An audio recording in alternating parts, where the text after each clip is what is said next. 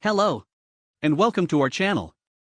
Today, we will be presenting Hanamikoji Geisha's Road, an influence and hand management game designed by Eros Lin and Jerry Chang, and illustrated by Mei Shirley Chan. The game will be published by Emperor S4 in 2022. This time, players become patrons who help their favored geishas advance from apprentice to full geishas, or even to Okasans, tea house owners. It is a two-player game, suitable for anyone over 8, and has a length of 20 to 30 minutes. Let's see what Hanamikoji Geisha's Road is about.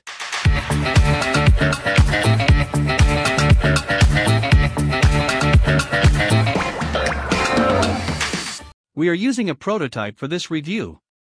Therefore, the components shown are subject to change. The Kickstarter campaign was launched on October 26.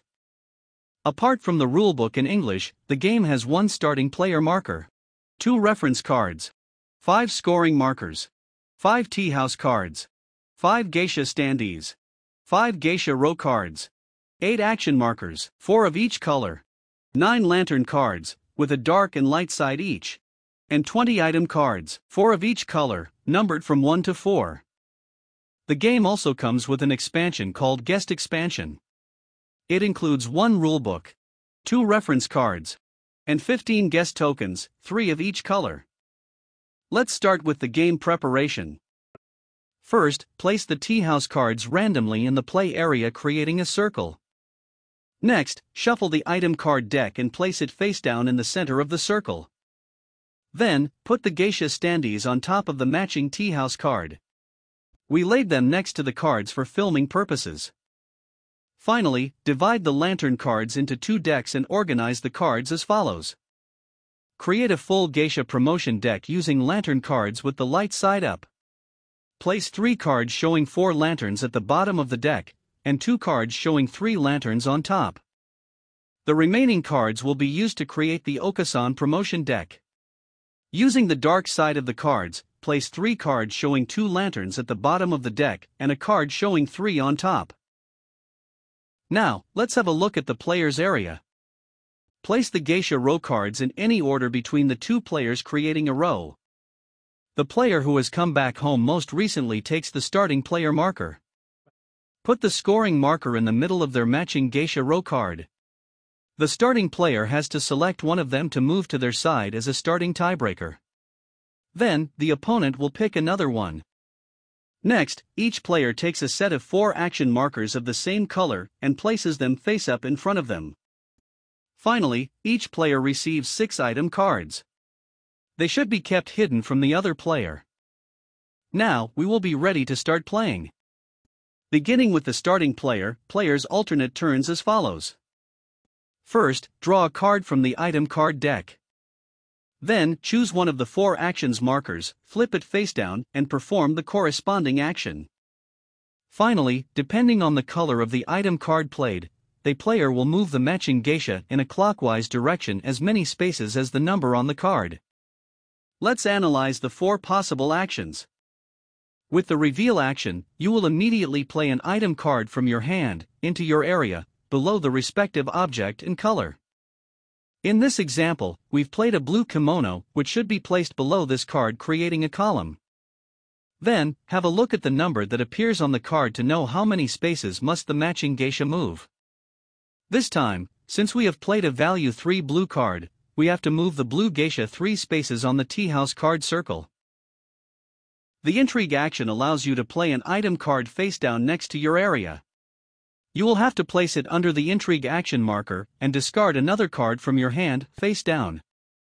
The card under the action marker will be revealed and played at the end of the game. If you decide to perform the gift action, you will have to select 3 item cards from your hand to place face up. Next, your opponent will pick one of the 3 cards to play into their area, and then will move the matching geisha standee. In this example, the opponent has taken a value 3 yellow card showing a calligraphy set. Therefore, the yellow geisha must be moved 3 spaces on the tea house card circle. To conclude, you will play the remaining 2 item cards, in any order, below the corresponding card and then move those 2 geishas accordingly. The last possible action is competition. This time, you will have to select 2 sets of 2 item cards from your hand to place face up. Your opponent will pick a set to play into their area, in their desired order, and then will move the respective geishas. Finally, you will play the remaining set in any order and move the geishas. When moving geishas, some of them might return home. This happens when a geisha's movement ends exactly on her starting tea house after an item card is played. If it is the geisha's first visit, add a lantern card from the top of the full geisha promotion deck, the one with the light side up, to the matching color tea house. If the geisha has already visited her original tea house, add the first lantern card from the Okasan promotion deck instead, the one with the dark side up. The round ends after 4 turns, when both players have played their 4 actions. Beginning with the starting player, each player reveals their hidden item card, kept from the intrigue action. Then, they play that card into their personal area and move the corresponding geisha. If a geisha returns home, place the next available lantern card on their tea house as usual. Then, both players add the numbers on all the cards on their side for each color to determine their total influence on that geisha. The scoring marker counts as half a point of influence. Whoever has the highest influence for each color wins the favor of that geisha. Move the scoring marker to the winning player's side. If there is a tie for a geisha, no one wins that geisha's points. Leave the scoring marker in the middle. The geishas on each player's side will also give them all the lantern cards from their tea house cards. Each lantern is worth a prestige point. In this example, player 1 will score 3 prestige points from the green geisha. Player 2 will score 7 prestige points, 4 from the yellow geisha, 3 from the pink one, and none from the red geisha. The 7 prestige points from the blue geisha won't be scored since the players were tied. The player with the most prestige points wins the round. If there is a tie, the player with more scoring markers on their side wins. If the tie persists, the starting player wins. Before starting the next round, players must reset the play area as follows. Shuffle all of the item cards back together, and deal 6 to each player. Put the lantern cards back to its initial setup. Reset the geisha standees back to their home tea house. Don't move the scoring markers, keep them where they currently are. Flip all the action markers face up and place them again in front of each player. The player who lost the previous round chooses the new starting player. And remember, prestige points are not kept from round to round. The game ends when one of the players manages to win 2 rounds. As we have mentioned before, the game also includes an expansion. The only difference in the game preparation is that the 3 guest tokens of the same type should be placed next to the tea house card of their matching color. The game progresses as usual, with only an additional rule. Each time you play a value 1 item card into your area, move the corresponding geisha, and receive 2 guest tokens from the tea house the geisha lands on. If it is a value 2 card, after moving the geisha, receive 1 guest token from the tea house the she has landed on. If the card shows a value of 3 or 4, you will not receive any guest tokens. If there are not enough tokens available at the tea house, simply take all the remaining ones. At the end of the round, guest tokens will be scored as follows. For each set of 1, 2, or 3 guest tokens of the same color, score 0, 1, or 4 prestige points. For each set of 1, 2, 3, 4, or 5 guest tokens of different colors, score 0, 1, 3, 5, or 8 prestige points. These points will be added to the ones obtained from the lantern cards. Remember that each token can only be used with 1 set, either of the same or different color.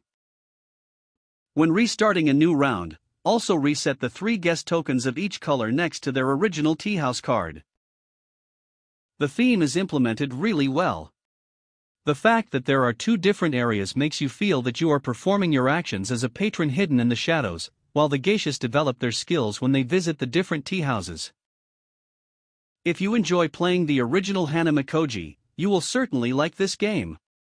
The fact that you have to move the geishas according to the numbers on the item cards is a great idea, and at the same time, it will affect the cards you want to play. You will sometimes find yourself trying to strike a balance between the influence points in your area and the prestige points you want to add to each of the geishas. The guest expansion is a great add-on and a must in our opinion. It is incredible how much the gameplay can change just by adding these tiles. The game feels completely different and players will be forced to devise new strategies to gather prestige points. We like to play games with and without it for a better experience. The standees themselves are fine, but they sometimes become an obstacle for players when drawing item cards or guest tokens from the center of the circle. This can be easily solved by placing the standees next to the card as we did to film this video. It is not a big deal, but we don't see the need for lantern cards to be double-sided. If they only had one side, it would be easier to create the promotion decks just by looking at the card colors. In fact, some sides, such as the 4-lantern dark one, will never be used in the game. We already loved Hanamikoji, and Geisha's Road offers with subtle changes, a totally new experience without losing its essence. It is certainly worth trying. What do you think about Hanamikoji Geisha's Road? We hope to read your comments, and remember, if you have enjoyed watching this video, don't forget to like it. To be up to date with our latest videos, subscribe to the channel and click the bell. We will continue playing in our next video.